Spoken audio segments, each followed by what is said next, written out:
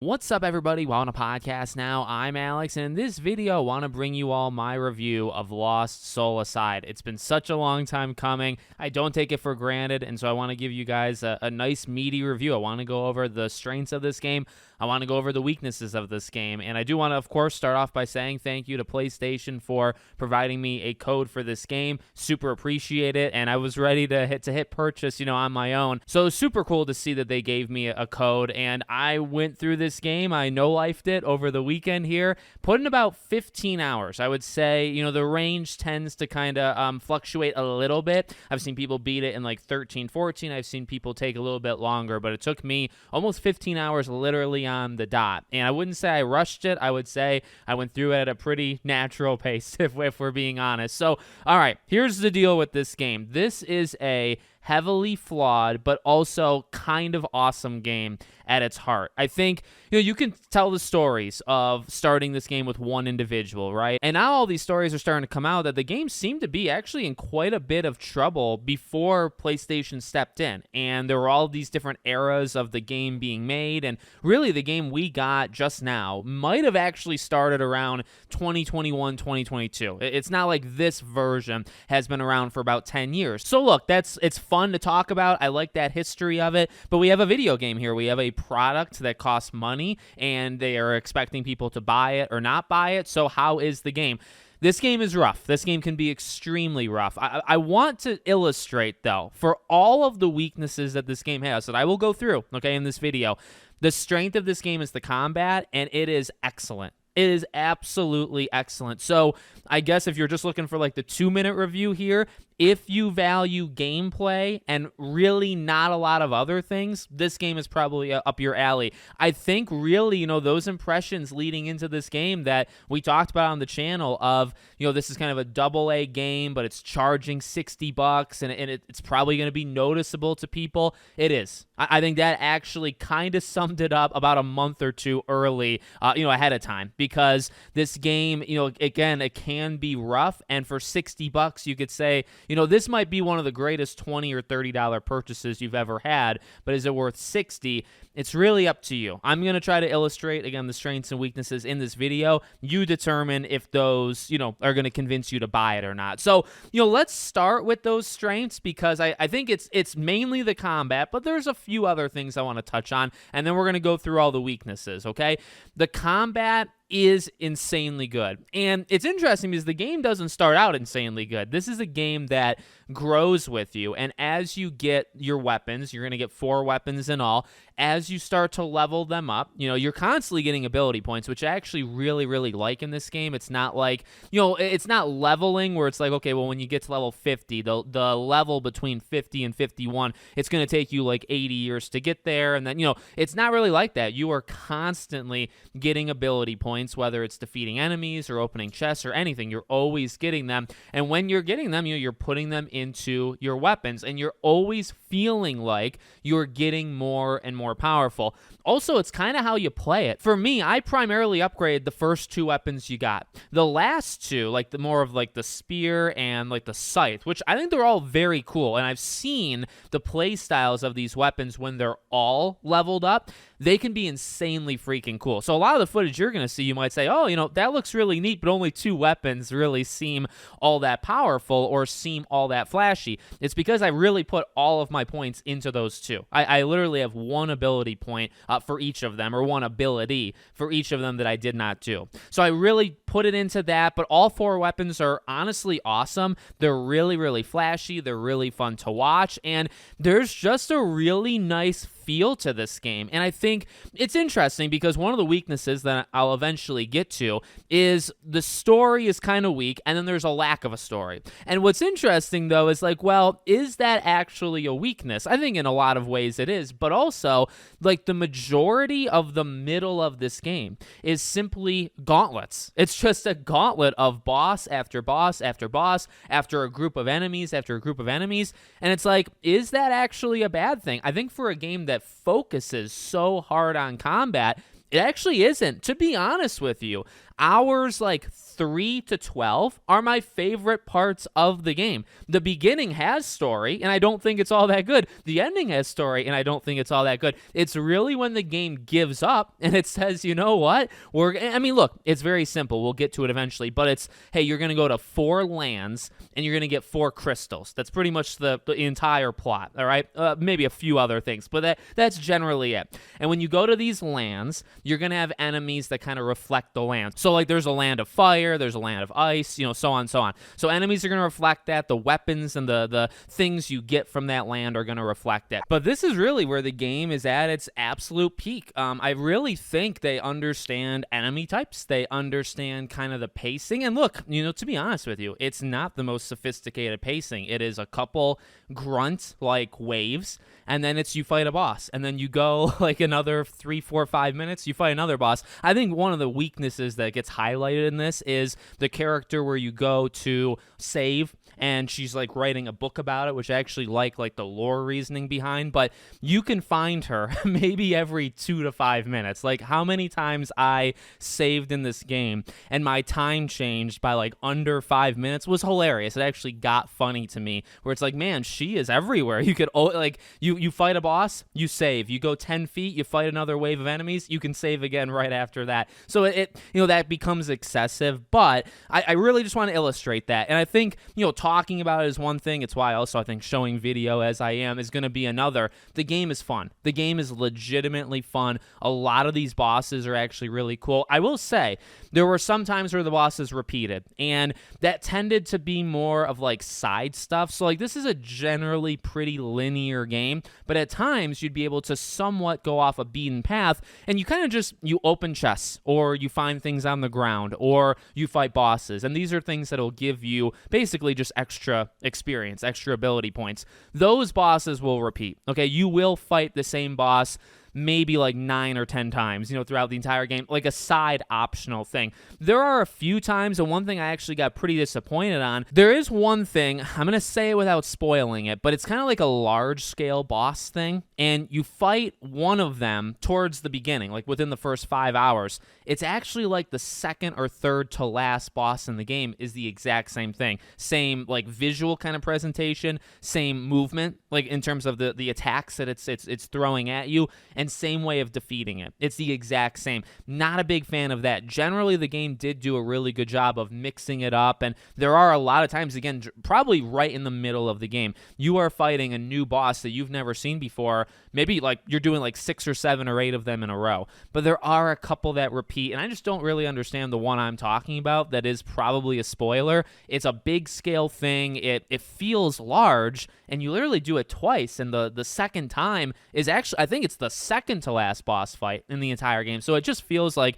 that's not supposed to be a fight that should be recycled, right? The second to last boss fight in the game, you shouldn't have already fought that before, but just like a different version of it probably shouldn't have happened. So again, even in the strengths, there are a few weaknesses, but I really want to illustrate this is where they understand it. They understand the pacing, they understand the movement, they understand what makes it fun. Chaining together combos is an absolute blast. It's honestly pretty easy, because I'm not somebody who's like amazing at these type of games, but they have the tutorials, and they just make it look flashy and feel flashy. Like it makes you feel like, oh, I can string together like a 30-hit combo, like a snap of a finger. You really can do it quite easily. That is this game's main strength, and to be fair, it leans into it almost too much, but it does lean into it a ton, and it does it extremely, extremely well. All right. Most of the other things are weaknesses. I will say the music is actually a pretty darn good strength, and then some of the voice acting. Some of the voice acting is actually pretty okay. Now, I heard to play this in Japanese, or I was told to play this in Japanese. I wanted to do it in English just to see, and I wanted to experience all the characters, all the highs, all the lows. The game can get extremely rough. And look, visually it can look really cool at times, and some of these characters have really nice designs. Again, the enemies, the final or main main villain, let's say, of the game. Actually, there's kind of two main villains of the game. They both look freaking awesome, okay? So there's some absolute strengths there, but the voice acting, oh my dear God, including, sadly, the main character, that Kaiser, he's cool to look at. The back and forth between him and his dragon, like, it can be okay, but I was not a fan. I think so much of the voice acting was very, very bad, I would say. There's maybe, the thing is, there's one good character, one really good character, and she is in the game. I'll say she, not to spoil it entirely, but she's in the game for like 10 minutes. And it's like, she's so good, but she's not in it. And then, so that's kind of an issue. And there's maybe one or two others that are like pretty okay. But generally the voice acting is not good. The music is very good, but then the sounds are very bad. It's something that as the game went, I actually started to play it without volume. And then I actually played the ending with volume because, you know, story heavy. I kind of want to hear it as I'm actually experiencing it. And then I remembered, oh my dear God, like the hits, the thing is, it's a hack and slash type game, right? So you are chaining together these combos. Again, all of the game's strengths. The issue is when you hit an enemy, it's a horrible sound. Like it doesn't sound right. It doesn't sound impactful. It doesn't, you know, I mentioned it looks flashy and it feels flashy. It doesn't sound flashy, okay? It sounds actually really bad. So that's a huge, huge weakness. I think they're doing a patch to fix that. I actually beat the game with a new patch installed. It didn't change anything to me. The game, I'm going to continue here, okay? The game runs horribly. This is something I probably should have expected for a game that was in this situation, right? Like, this is where you look at the history and you say, okay, I can understand how the game is not optimized. The issue, again, though, is this is not always a feel-good story. This is a product that they want people to buy.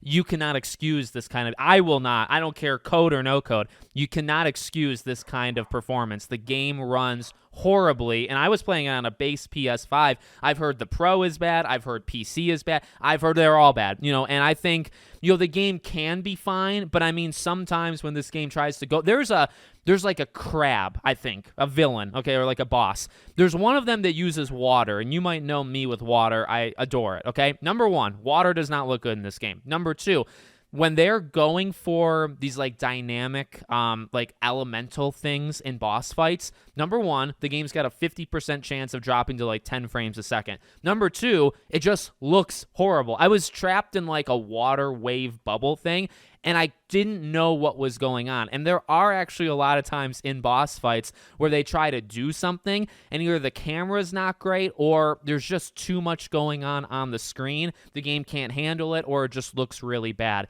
And these are a lot of those optimization things. I don't really have a lot of faith in them to fix this. Normally I would, but this is a small team, and this is a team that, you know, again, like, okay, you could make the joke of like 9-10 years. In reality, it didn't take them that long, but are they capable of really fixing all these performance issues in such short time? I don't have a lot of confidence. And I want to be honest, because I can look by it. You know, this is a game where if you like the game for the gameplay, you're going to like it. If you want it for the other stuff, you're not going to like it. I think that really is just it boiled down.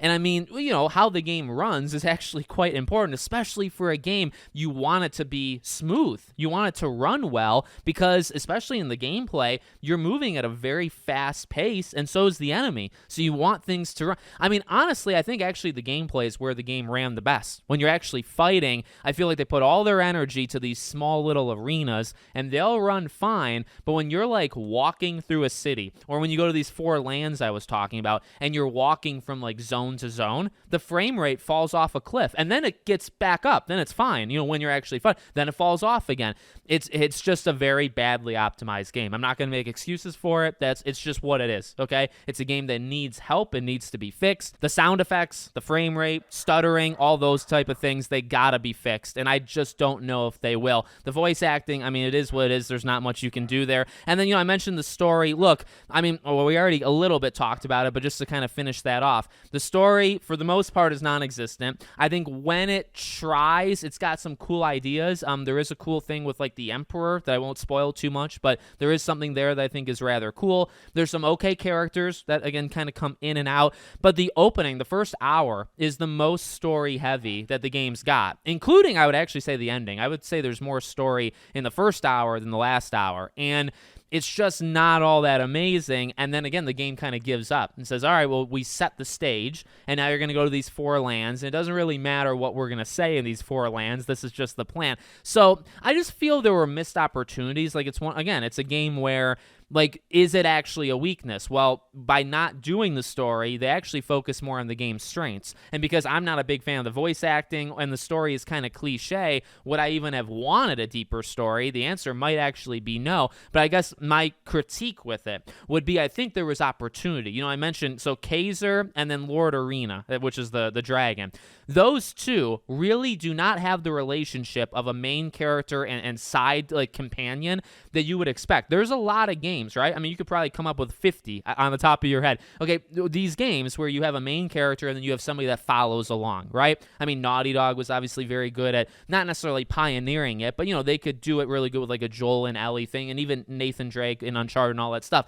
You know, this is a game that you would hope that because it's 2 people or 2 voices throughout the entire game, you know, they're going to get along. They're going to learn stuff about each other. They're going to evolve and grow as the story goes. They really don't. There becomes like a, they kind of get like good with each other, like where there's not like bickering and like they're out for a common goal. But they don't really share these moments of, like, character growth. They kind of do at the very, very end. There's a nice moment between the two, and then there's where they meet in the beginning. But really, and hopefully I'm explaining that right, like, there's room for more. While I understand, like, it's not the game's strong suit, and, again, the way the game does it, I actually really don't think it's all that much of a weakness because it's fine.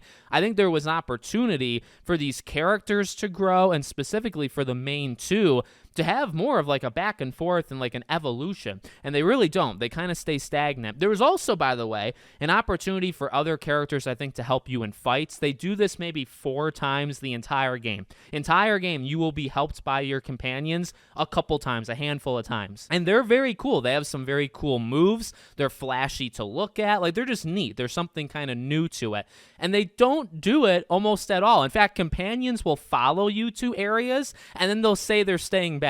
You know, they'll say, oh, well, I have to check something out at the beach. And it's like, well, your powers are kind of cool. You sure you don't want to come along with me? We could probably get this done in half the time. They're like, nah, you know, we got a beach to survey. And it's like, all right, whatever. So, you know, just missed opportunities there. I think, you know, again, for what the game is, it did it fine. But I think that there was an opportunity to, you know, have that story be a bit deeper and then kind of involve the side characters a bit more that they really didn't. And then mainly those main 2 to kind of go back and forth. But honestly, they were probably the main 2 I didn't like the voice acting of the most, if we're being honest. So maybe they didn't need to talk, you know, all that much for me. But I think that's mainly it. I mean, it is, like I said, it is a flawed game. This is a game that, like I said, I mean, in all reality, is this one of the greater $20, $30, $40 games you've ever gotten? Probably. You know, again, if you're going for gameplay, I think this can be an extremely good game. Okay, all exaggeration aside, this is a really good game in that department. As a whole, it's a fine game. You know, I think it's a game, like I keep stressing, it's a severely flawed game, but what it does well, ironically enough, I did call this. I thought it would be a little bit better because my original prediction was the gameplay would be elite and then everything else would be more like average. In reality, the gameplay is elite. I was right. And everything else is a step back from that. So I was right there. The issue is it's worse than I thought. Like those other things that I thought, well, they would be okay. Some of them are okay. Again, like not everything is bad. Some of them are okay and some of them are not as okay. All right. So that's my thoughts on it. You guys put the stock into it that you want. Is it worth $60 to you? I think it depends on the type of game that you're looking for. So let me know what you guys think in the comments. Make sure, as always, you're subscribed to the channel, bell icon turned on, and I hope to see you all on the next one.